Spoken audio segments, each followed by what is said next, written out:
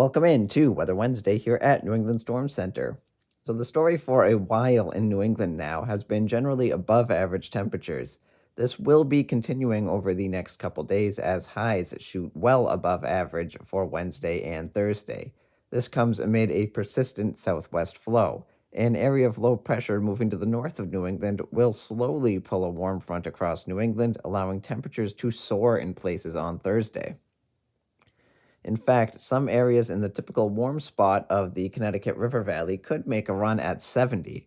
Elsewhere, temperatures will climb mainly into the 50s, with eastern Maine staying in the 40s, on the other side of the warm front. It's officially sea breeze season, and with a weak flow and high pressure offshore, a chilly breeze off of the ocean will keep coastal areas much cooler during this time.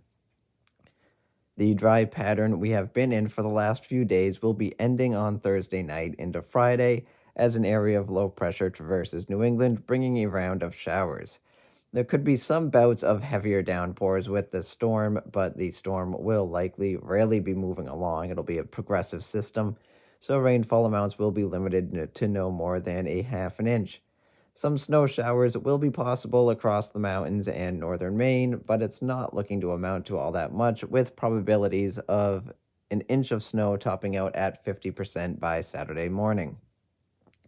There will likely be a brief dry out for Saturday before another round of showers moves in on Sunday as an area of low pressure moves to New England's north.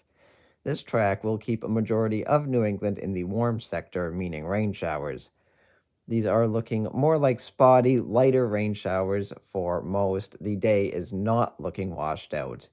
There could be some snow across the higher elevations as well as northern Maine with this system. New England will remain under cyclonic flow through early next week. This will likely lead to increased clouds and spotty shower chances. This comes as a pattern change looks to be incoming with Sunday's system. It's looking like a jet stream flip will be occurring by this weekend as a ridge builds in the west. Ridging in the west will almost always mean troughing in the east, and that's what will happen. This will allow some cooler air into New England for next week. Right now, it doesn't appear that it will get truly cold, but even dropping back to near or slightly below average will feel pretty chilly after above average temperatures have dominated for a while now, minus, a 1 day cold snap here and there. As of now, the trough does appear to be centered more to our southwest, so the coolest of the weather relative to average may stay to our southwest. In fact, the CPC temperature outlook favors near average temperatures for New England, with Maine slightly favored to have above average temperatures slightly. This is the first time in a while that New England hasn't been favored for above average temperatures. How long it lasts is unclear as we're now starting to look a couple weeks out, but some indications do show general troughing in the east lasting through the rest of March. So there have been several intense storms that have moved through New England over the past several months. There's no doubt New England has been in a stormy, wet overall pattern for a while now. After a summer of flooding and severe thunderstorms and a handful of tornadoes, intense storms carried over into the winter with several powerful cyclones impacting the region. There have been 7 major disaster declaration level events in New England since last June. These are as follows, working from the most recent going back to last summer. The January 10th to 13th, 2024 back to back storms, two basically twin storms within a few days of each other, impacted New England, bringing severe flooding and wind mainly to northern New England. Of course, those back to back storms are primarily known for the severe historic coastal flooding that occurred in Maine and New Hampshire. It also brought a pretty severe windstorm to Vermont. Vermont and Maine are currently seeking a disaster declaration for that event that is still pending. Of course, we had the mid December pre Christmas cyclone, that powerful storm that moved through New England, brought severe historic inland flooding to Maine. It is said to have been Maine's second worst flooding event in history. Of course, that storm also bringing severe wind as well, and it did bring flooding. While Maine ended up being the center of the flooding, it did bring severe flooding to New Hampshire and Vermont as well. Vermont, New Hampshire, and Maine all seeked a disaster declaration for this storm, and they were all approved. Maine's was approved on January 30th.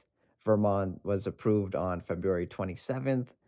And, oh, I'm sorry, New Hampshire was approved on February 27th, and Vermont was approved on March 2nd. So, heading back to last summer, in the middle of September, September 10th to the 13th, there were severe storms, flooding, and tornadoes in Rhode Island. Rhode Island sought a disaster declaration that was approved on January 7th of this year, mainly for the tornado and severe storm damage. In that time frame, there was also a severe flooding event on September 11th in Massachusetts. That was the Leominster flood. Leominster got over 9 inches of rain. There was a flash flood emergency issued. That one was actually denied by FEMA back on February 13th. FEMA stating that the damage that was caused by that flooding did not exceed what the state could handle when it came to funding the repairs for the damage. Massachusetts governor is appealing that ruling, so that story is still ongoing. On August 3rd to the 5th, 2023, there were severe storms and flooding across Vermont. That declaration was approved on October 6th, 2023. And then, of course, going back to July, the severe flooding event, the historic floods that struck Vermont, that was approved on July 14th for Vermont. New Hampshire also requested a major disaster declaration. They were approved on September 14th. And then finally, going back to June, there were severe storms and severe flooding in Maine. That disaster declaration was approved on September 5th and 6th. There were two declarations in there. They were each approved separately, one on September 5th, one on September 6th. So there's no doubt New England has been in a very, very wet pattern as of late. And this only goes through the summer. There was a flooding declaration in the spring for Maine, and I believe New Hampshire got one as well. That was in late April and May, I believe, since that's it's not on the list. I'm pulling this off the top of my head, but I believe that is the case as well. So again, these are 7 events that were at least requested for major disaster declarations. 5 of them have been approved, one of them was denied, and one of them is still pending. So it has been a stormy stretch for New England.